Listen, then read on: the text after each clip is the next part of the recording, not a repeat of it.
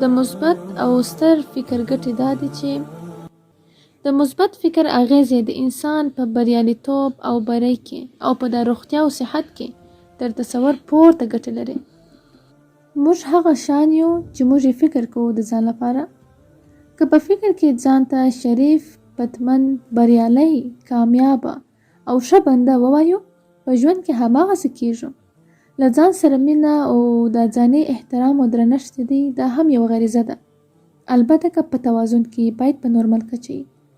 دا بیا زموږ د شخصیت له ودې سره ډیره مرسته کوي، خو باید پکښې کې انحراف ونه سي، ولې چې دا بیا په ځان غوښتنې باندې بدلیږي.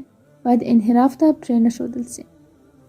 وایي 2 کسان تر کړکۍ د باندې وکتل چې دا یو نفر تر کړکۍ د باندې ښه ښایسته شین اسمان، ښکلي ګلان او پراخه شین چمن یې ولیدی، لیکن دا بل نفر بیا خاورې ولیدلې، توره تیاره یې ولیدله. نو همدا ډول مثبت فکر تاسو ته له دې خاورین نړۍ څخه جنت جوړوي، او منفي فکر درته له دې ښکلې او بانظمه او منظمې کورې څخه دوزخ جوړولی سي. مثبت فکر چې دی مثبت پیښې راولي. موږ خپل په ژوند کې وګورو، په ژوند کې شاوخوا په زرهاو مثبت شیان ډیر دي، 2-3 به یې منفي وي. نو که موږ په دا مثبت کې ډیر غور او فکر وکړو او مثبت یې را په یاد کړو، نو په ژوند کې به مو هر څه مثبت راسي. د مثبت فکر په نتیجه کې به مو دا اړیکې هم مثبت سي. مثال، هر انسان خپل مثبت او منفي اړخونه دواړه لري. په چا کې یو اړخ ښي، په چا کې بل اړخ ښي.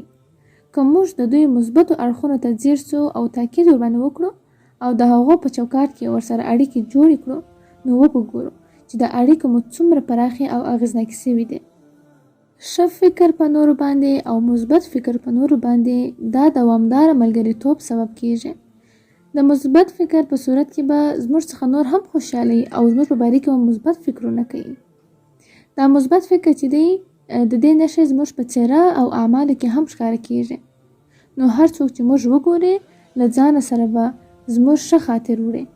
مثبت فکر د ښه صحت سبب هم کیږي. د څېړنو او ریسرچو دا معلومه کړې ده، دا یې ثابته کړې ده چې مثبت فکر انسان تر منفي فکر انسان پورې روغتیا یې ډېره ده، ډېر صحتمند دی. د زړه او روان له ځینو ناروغیو څخه، د وینې له لوړ فشار څخه د مثبت فکر په زور ځانونه خلاصولی سو. منفي فکر مو ناروغه کوي. که چیرې ناروغه یاست، نو ناروغي مو نوره هم شدیدوي. منفي فکر په خپله یوه ناروغي ده، لیکن دا مثبت فکر د بدن معافیت هم پیاوړی کوي. مثبت فکر بری، کامیابی او بریالیتوب راولي. په ژوند، سلوک او اعمالو کې مو مثبت بدلون له مثبت فکر سره تړلی ده، او دغه مثبت بدلون چې دی دا تاسې د بری پر خوا بیایي. د دغه سټرس، ژور خفګان او ډپریشن سره ښه مقابله کولی سي. مثبت فکر د بری انګیزه هم درکوي. دغه جذبه یعنی د مثبت فکر چې دی د کامیابی پر لور ستاسو د پرواز وزرونه دي.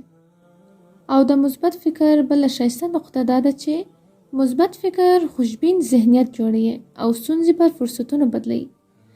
که له اوبو څخه یو بوتل تر نیمایي اوبو پورې واچوو، نو مثبت فکر انسان به ووایي چې بوتل نیم لا ډک دی، خو منفي فکر انسان به ووایي چې بوتل لا نیمایي تش دی. نو مثبت فکر مو د ستونزو پر حل باور پیدا کوي. په خپل ژوند کې نعمتونه را په یادوي موږ ته مثبت فکر. که مثبت فکر ولرو، هر ساه، هر ګام، هر اندام، د کورنۍ هر غړی، هر دوست او هر شی چې په ژوند کې لرو، دا به راته د الله سبحانه وتعالی یو نعمت ښکاري. سبحان الله. د مثبت فکر په صورت کې مو څېره ښکلې او جذابه وي. دا څنګه؟ یعنی هر هغه څوک چې مثبت فکر لري، ساده یو مسکا چې دا انسان ته ډېره ښکلا ورکوي، نو هغه انسان به خوشبینه یې آیندې ته له الله سبحانه وتعالی څخه به راضي، شکرګزاره بنده به وي. نو هغه به خپل په خوله مسکا ولري، بدن به مو آرام او مخ به مو غوړېدلی ښکاري. مسکا به در په برخه یي چې په دې صورت کې به د هر چا خوښیږي تاسې.